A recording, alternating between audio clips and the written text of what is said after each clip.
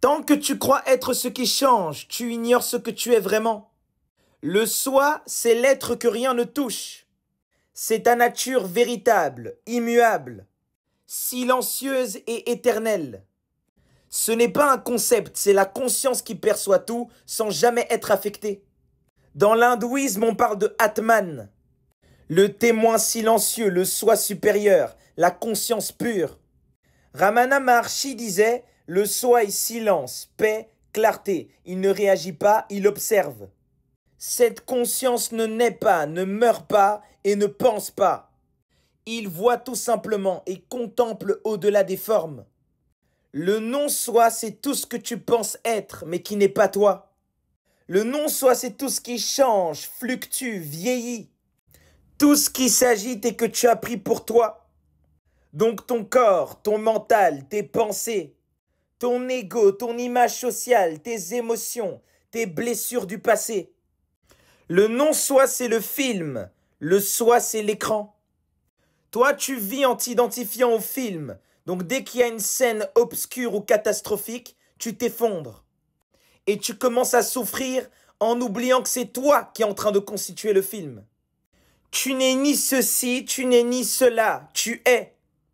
Il faut dissocier l'observateur de ce qui l'observe. Tu n'es pas tes pensées puisqu'elles passent. Tu n'es pas tes émotions puisqu'elles te traversent.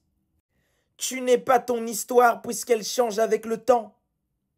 Tu es celui qui regarde tout ça sans être changé. Voilà le secret. Le film, ce sont tes émotions, tes expériences, tes croyances, donc le non-soi. L'écran est toujours là, silencieux, inchangé, c'est le soi.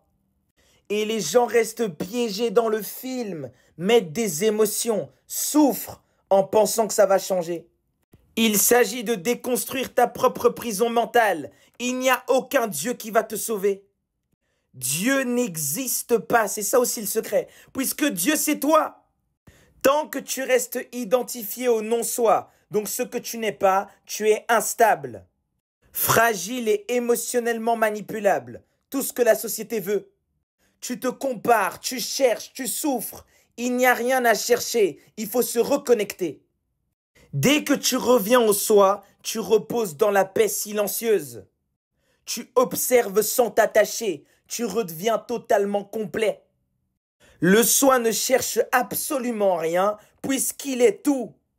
Le non-soi mendie pour exister, mendie pour des followers. Le non-soi est prêt à perdre tous ses principes pour être ce qu'il n'est pas.